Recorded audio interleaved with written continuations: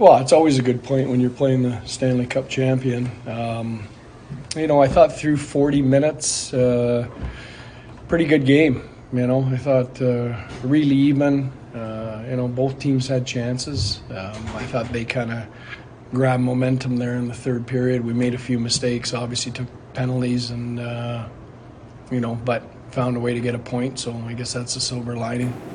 When there are apparent penalties that sometimes go uncalled against you guys, how do you kind of work through that emotion? Yeah, well, you have to. That's the game. So, I think our concentration has to be on us and our game and avoiding penalties, not the ones that aren't being called on the other end. Was the face-off differences shocking as far as you guys dominating during the regular game and then dominating in overtime? Not really. When you look at our face-off percentages, some of our best guys, right, Ben, Glendening, Faxa, those guys aren't on in overtime or aren't starting in overtime, and McKinnon's their best guy, and he doesn't come off the ice, so that's probably more the explanation for it. What was your view of the trip on Marchment? You know what? I haven't looked at it again yet. So you mean the one that he tripped McKinnon? Yeah. Yes. Yeah. Not the one that hit him in the slot. Yeah.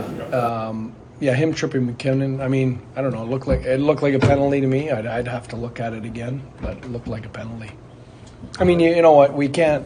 Bottom line is, you can't put yourself in that spot against anybody, but particularly players like that. They're going to get those calls. How about Jake, obviously? Yeah, outstanding. We don't get any points tonight without him. Just outstanding.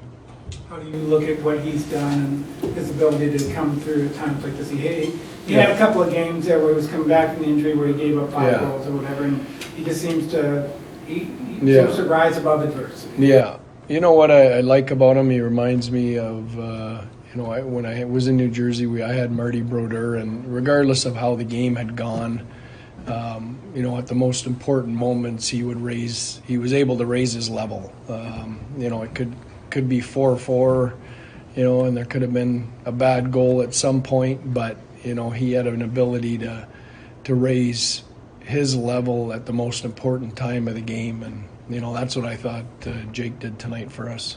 How do you view this 5-game stretch against Central opponents? It seems like everyone is position is winning.